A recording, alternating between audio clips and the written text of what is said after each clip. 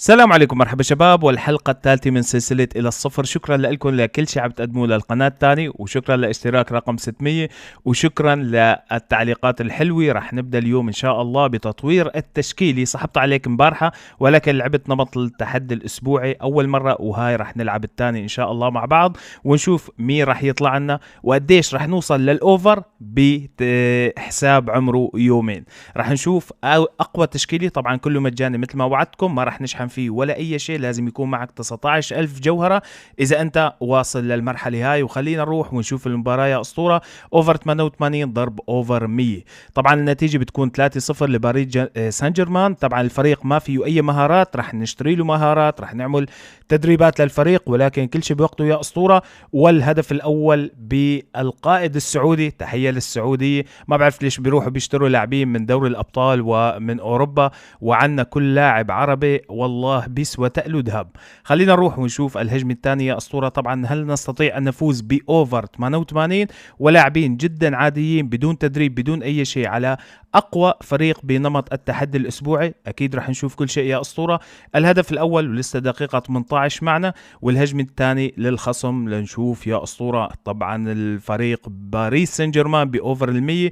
طبعا عندهم تدريبات، عندهم كيليان مبامبي، عندهم جميع اللاعبين المهاريين، ولكن فريقنا ان شاء الله رح نربح. وهاي كنا بلعنا والحمد لله رب العالمين، مرت على خير، طلع التسلل. خلينا نشوف الهجمة الثانية يا اسطورة، وان شاء الله رب العالمين كل شيء بقول لك يا لازم تعملوا كرمال نوصل نحن لاعلى اوفر. وبالمناسبة هالحساب بس كبر كتير والقناة كبرت كتير، راح يكون هدية لاحد المتابعين للقناة، لذلك لا تقصر معنا بشيء يا اسطورة. راح ناخذ من التعليقات بس نكبر الحساب. على فكرة حدث الهيرو ما فيه اي شيء، وانا تقصدت اني بلش من الصفر بحدث الهيرو، لاني لازم نبلش من النقطة الاضعف بالمباراة لحتى نتمكن من بناء تشكيلة حلوة. وهيك ما فيه احداث كتير. حدث الهيرو انه حدثين او فقط حدثين، راح ناخذ هدول الحدثين يا اسطورة ونخلص المهام، وبعد منا راح نتفضل لنمط المدير الفني والهجوم التنافسي وجها لوجه. راح نعمل الخطط والتشكيلات والتدريبات وحركات المهارة كرمال نحن ناخذ جوائز التصنيف.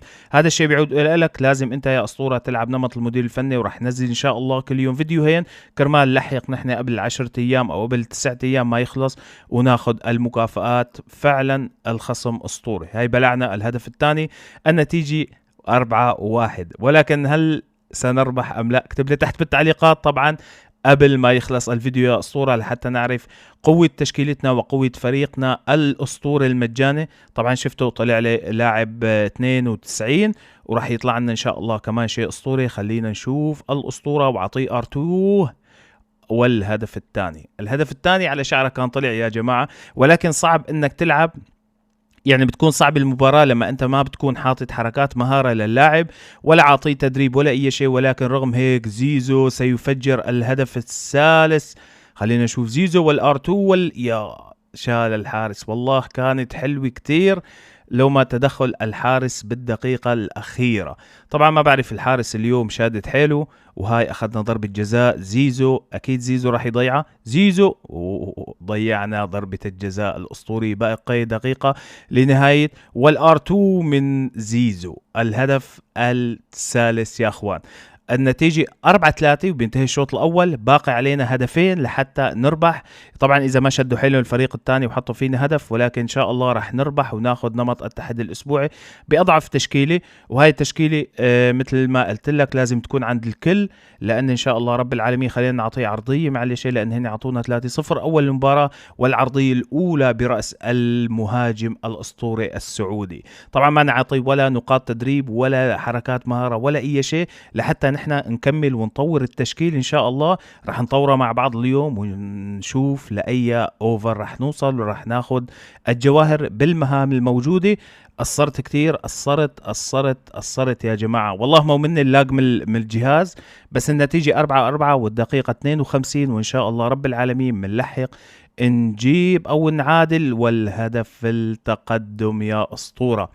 طبعا هون أخذنا هدف صار 5-4. لازم نحافظ على النتيجة لحتى نهاية المباراة. إذا ما بلعنا الحمد لله قطعناها يا أخوان، ولازم نحاول نحصل اللاعبين 90 كرمال نعمل مقايضة 94. يعني توقف علينا المقايضة مجانية تقريبا. خلينا نشوف هجمة أسطورية. يا الله والله حرام تضيع يا جماعة، أقسم بالله ما في حركات مهارة، زي كتير عم بتعذب باللاعب. ولكن فينيسيوس يفجر الهدف السادس يا أسطورة، والنتيجة 6-4. لازم نحافظ على التقدم، وحتى لو حطوا هن هدف، والله شكلها هدف هاي الهجمة، حتى لو حطوا هن هدف نحن إن شاء الله رب العالمين متقدمين بهدفين، يعني معنا لسه الوقت حلوة حلوة حلوة كمان، فتح لها يا الله بعيدة. ولكن الحمد لله متقدمين لسه دقيقة 65. ولكن شيء بخوف، لأن فعلا فريق سان جيرمان قوي جدا. كان يطلع لنا فريق ليفربول، ولكن سان جيرمان كمان قوي يا أسطورة. ولا تنسى أنه أوفر 100 وعنده تدريبات وعنده لاعبين أسطورية.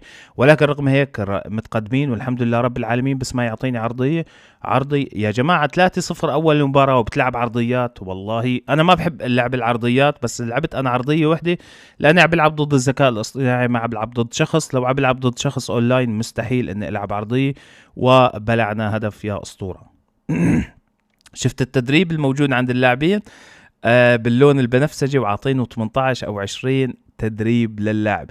ولكن هذا الشيء ما بيأثر علينا. راح نلعب كمان إن شاء الله رب العالمين. راح نفتح أونلاين ونلعب بس مباشر، لحتى نطلع نحن إن شاء الله، بس املك الوقت لحتى نطلع نحن وناخذ جوائز التصنيف. مهم جدا تاخذ جوائز التصنيف بأول مرحلة من سلسلة من الصفر، ولا تفتح بالجواهر. قد ما صار معك 19,000 20,000 25,000 لا تفتح بالجواهر يا أسطورة، لأن كله راح يلزمنا حلو دي بروين. أو هجمة حلوة لكن راح يضيعها. هاي مشكلة القدم الضعيفة لما بتكون عند اللاعب، لازم يكون دائما 5-5. وراح نعمل تشكيلة حلوة بإذن الله تعالى بأرخص الأسعار وأقوى اللاعبين وأقوى هجمة لحد الآن. والحارس للأسف موجود. خلينا نشوف الركنية إن شاء الله رب العالمين ناخدها رأسية. يا الله المدافع دخل بالدقيقة الأخيرة، والله إلا كانت هدف. خلينا نكمل يا أسطورة، وراح نجرب الR2 من بعيد، للأسف مقطوعة. راح نضل نحاول إن شاء الله لحتى نحافظ على النتيجة. ما ضل شيء لك خلص بقى. صفر يا حكم، صفر يا حكم. عطونا 3 دقائق يا جماعة، الهجمة بتخوف. انفرد، ولكن الدفاع موجود. الدفاع موجود يا جماعة، الدفاع دائما حاضر. لازم تختار أفضل الدفاع، حتى لو كان كرت تصنيفه ضعيف أو أوفر ضعيف، ولكن لازم تختاروا جدا أسطوري. والحمد لله رب العالمين ربحنا بنتيجة 6-5، فارق هدف واحد. ولكن باعتبار تشكيلي ضعيفي، ما في حركات مهارة، ما في أي شيء، نتيجة جدا ممتازة. وخلينا نروح مباشرة ونستلم يا أسطورة. تهانينا للفائز إن شاء الله يطلع لنا شيء أسطوري. طبعا بحب ذكرك بالمناسبة، طلع لي كريستيانو رونالدو من الباكج السابق. يعني أنا لما لعبت نمط تحدي الأسبوع السابق طلع لي كريستيانو رونالدو. وهلا مع بعض راح نشوف مين راح يطلع لنا. طبعا ضمن او شو بيطلع لنا لاعبين، راح نحط التشكيله. لاعب توتي حلو، مين؟ CDM رايز، اكيد اوفر 93 CDM. خلينا نشوف مين طلع لنا معه. بس حلو لاعب 93. وطلع لنا اوفر 87 لاعب ايكون مركز ST، وبدري بمركز CM. يا عمري شيء حلو كتير يا جماعة. عم نتقدم بشكل أسطوري. طبعا اكتب لي تحت بالتعليقات مين طلع لك يا أسطورة من هذا الباكج. أكيد طلع لك شيء أسطوري. وخلينا مباشرة ننتقل يا أسطورة لحتى نشوف المقايضات. طبعا المقايضات هون أنت ما بتعملها غير مقايضة لاعبين ال11، لأن حاليا ما بيلزمونا. ورح ناخد من باكج لاعبين 11، لأن هاي المقايضة أحيانا عم بيطلع فيها شيء أسطوري. لاعب 84 كمان حلو، باعتبار الحساب لسه جديد بيلزمنا كل شيء لاعبين 84 83 وحتى 90. لازم نحصل لاعبين 90 يا أسطورة. وهيك بنكون خلصنا المهام. خلينا ناخد أول حزمة. طبعا هاي الحزمة أول شيء بتفتحها لو عندك مهام فاتحة قبل هالمرة مركز ST. حلو، هاي حصلنا لاعب 89. راح تولع التشكيل اليوم يا أخوان. وبعت لاعب طلع لي كمان من نمط التحدي الأسبوعي. وراح نشوف المقايضات. لازم نعمل مقايضة وحدة إذا عندنا لاعبين زيادة، ولكن إذا ما عندنا لاعبين أكيد يا أسطورة لا تعملها. لازم نعمل مقايضة 11 لاعب. معلش راح نضحي بلاعب 81. شو رأيكم؟ خلينا ناخد لاعبين 70 كرمان نعمل فيه المقايضات. وراح نشوف إذا عندنا لاعب تاني كمان راح نروحه ونجيب لاعبين 70 اللي راح يلزمونا بالمقايضات، وحتى لاعبين 60 راح يلزمونا بالتدريب. ولكن منشوف مقايضة كريستيانو راح يروح، ما بظن، لا ما بنعملها يا اسطوره. لا المقايضات اذا ما عندنا لاعبين زياده اكيد ما بنعملها. هاي مقايضه ال11 لاعب والست لاعبين كله 70 75، راح تتاكد منهم دائما قبل ما تعمل المقايضه، وبعدين بنعمل مقايضه يا اسطوره ونشوف شو راح يطلع لنا. وك اوت حلو يا رب، لاعب منيح. المانيا 85 ب 80 سي دي ام. حلوين يا اسطوره. بنجرب مره تانية. اذا عندنا لاعبين دائما تاكد اذا انت اللاعبين اللي حاطهم 70 او 77 ما في اي مشكله، اعمل المقايضه وخلينا نشوف مين راح يطلع لنا. حارس 83 لا، الباكج سيء جدا، الباكج سيء جدا. ما راح نكمل بالمقايضات، راح نروح مباشره ونعمل الفريق. وهلا يا اسطوره بنروح وبنعمل التشكيله، ومثل ما قلت لك رح نعمل تشكيله بناء على اللاعبين اللي وصلونا. طبعا بعت اللاعب بمليون و40 حصلت 900 وصار معنا 5 مليون و200 الف. رح نستلم كمان من المهام شيء اسطوري كله جواهر، وعنا كمان يا اسطوره رح نستلم الكوينز. كرمال نحن نحصل 3 لاعبين من 70 ل 88، قلت لك هدول جدا بيلزمونا. كرمال نحن نحصل لاعبين المقايضه، لاعبين ال 75 وال 70 لمقايضة ال 11 لاعب. كانت من قبل فترة المقايضة فقط 11 لاعب، ولكن اليوم حطوها كمان بدك تحط 6 لاعبين ما بعرف شو. كمان انهينا المهمة وحصلنا على نسخة دوديك راح نطور فيه الدون كريستيانو رونالدو، راح يفوت رسميا على التشكيلة. خلينا نشوف يا أسطورة، نعمله بناء تلقائي، وبعد منها بس نشوف اللاعبين راح نعمل إن شاء الله. باعتبار عنا طلع سي دي ام راح نغير الخطة. طبعا لما بتغير الخطة وهي بصلنا لأوفر 89 يا أسطورة. صار عندنا مركز سي دي ام، خلينا نلعب بخطة 4-1-2-1-2. طبعا هاي الخطة جدا جدا أنا بحبها، بحب ألعبها عريضة، ولكن حاليا ما عندي لا ال ام ولا ار ام غير اللاعب اللي طلع لنا هلا 90. ولكن يا أسطورة نحن لازم نغير ونجيب سي ام، باعتبار عندنا دي بروين موجود ال 91. خلينا نشيل كل هدول ونعمل مركز الاستي الدون كريستيانو رونالدو ونطوره يا اسطوره للنسخ اللي طلعت معنا من دوديك. طبعا الاوفر لسه 89. راح نشيل رودريجو، راح نحط كمان طبعا هاي الخطه بتقدر انت بتلعب فيها وجها لوجه، والخطة بتقدر فيها كمان بتلعب يا أسطورة مدير الفني. هاي الخطة الاثنين، ولكن الهجوم التنافسي رح نرجع على خطتنا القديمة. وهيك صار عندنا مركز سي دي ام، طلع لي كمان من التحدي اليومي كمان 92 اللاعب دانتي، وطلع ل 92 وصار عندنا كمان 90 و91. يعني عم تتطور التشكيله وبصير عندنا لاعبين كمان اسطوريين. راح نبدل كمان اللاعب الموجود هون، راح نشيله ونحط مركز سي ام، ونشيل جميع اللاعبين الموجودين بالدكه يا اسطوره. وهيك بنكون وصلنا الاوفر 89. طبعا باقي لنا خطوتين نوصل ل 93 لحتى نستلم كمان 1500 جوهره، ولكن حاليا راح نروح ندرب فقط كريستيانو رونالدو ونرفع له التصنيف. راح نعطيه نسختين دودك لحتى يوصل معنا لاوفر 88. طبعا الكرت جدا جدا اسطوري، راح نقويه لان هذا المركز او هذا الكرت راح يكون دائما معنا باللعبه. وانت اذا طلع لك مركز الاس تي كمان حافظ عليه لحتى نضل نلعب او نفتح باكات ليطلع لنا شيء اسطوري يا اسطوره. خلينا نروح ونعطيه نقاط المهاره. طبعا راح اعطيه المهاره البارعه، وراح اعطيه التسديد لان مركز الاستي بيحتاج لهدول النقطتين. وكل ما نتقدم او نطوره او نرفع ترقيه التصنيف تبعيته راح نعطيه نقاط زياده ان شاء الله. وهيك خلينا نروح ندربه. دائما بتدرب اللاعب باللاعبين ال60 فقط، يعني بتضل بتدربه لحتى يوصل لاعبين 60 الى الصفر، ولكن لاعبين 70 وال75 راح نتركهم للمقايضات كرمال نحن نقدر نجيب اللاعبين اللي راح يطلعوا معنا بالباكات ان شاء الله.